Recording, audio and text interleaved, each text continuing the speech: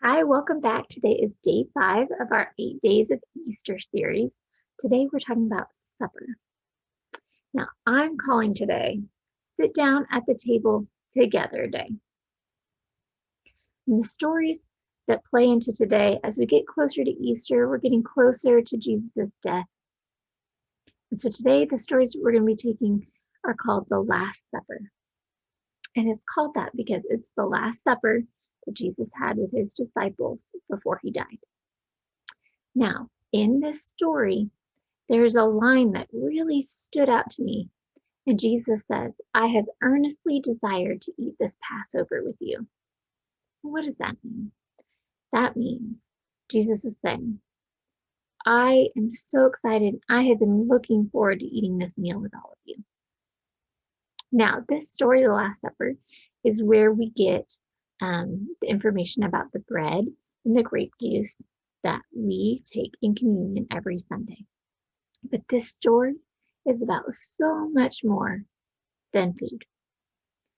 I want to ask you, can you remember a favorite meal? Just really think about it. Is there a meal that, when I say, what's your favorite, remember a favorite meal that you've had?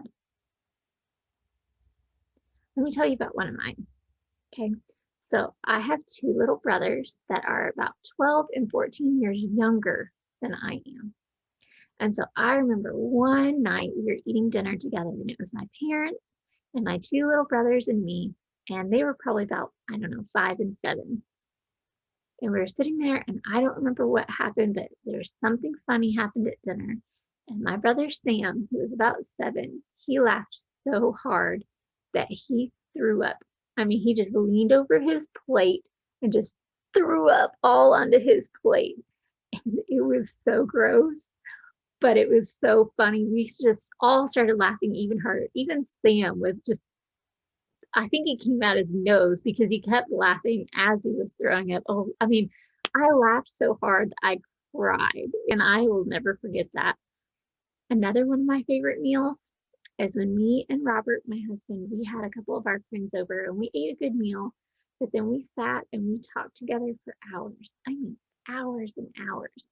And some of it was happy. We were telling jokes and stories. Some of it was kind of sad. Our friends were sad and we listened to them. We gave them a place to talk, and they were sad and we were sad with them. But we were together for hours, and that was really a special time.